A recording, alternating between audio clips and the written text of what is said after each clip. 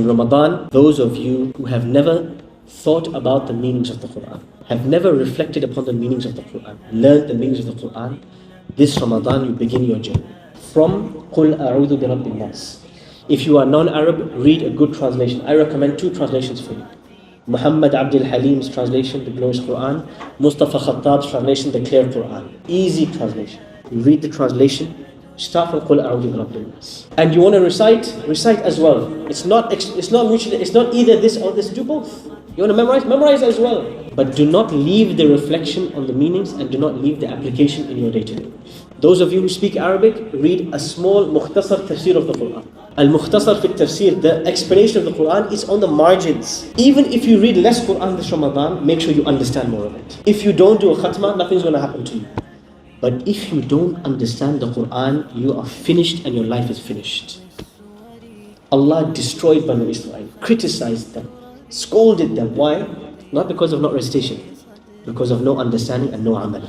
So this Ramadan, from today, make sure you start to understand and act on the Qur'an.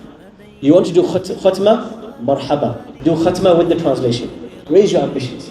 But if you have to choose, make sure there is no surah of the Qur'an you read except you also try to understand it. Have a recitation goal and a reflection goal and a goal of actions. In the end of Ramadan, you should have a list of things in your life you want to change because the Qur'an told you to change. The addiction you want to leave, the anger problem, the way you treat your spouse, the way you parent your children. I'm going to do these things. Why? I read it in the Qur'an. I'm going to change my life.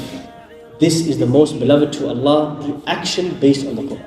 There are 2 types of surahs. If you want to start today, it's very easy for you to understand and action these surahs. The first is short surahs. قُلْ هُوَ اللَّهُ أَحَدٌ قُلْ أَعُوذُ بِرَبِّ النَّاسِ إِنَّا أَعْطَيْنَاكَ الْكَوْثَرَ. Beautiful, short, easy to understand, easy to apply.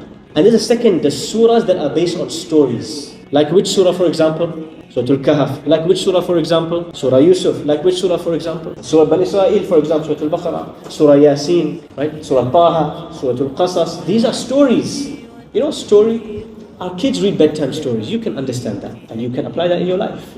You think carefully about the stories of the Quran. You look at Yusuf in the prison, Yusuf in the cave, in the well, Yusuf in the palace. How does he behave with women? How does he deal with tests? How does he deal with his brothers?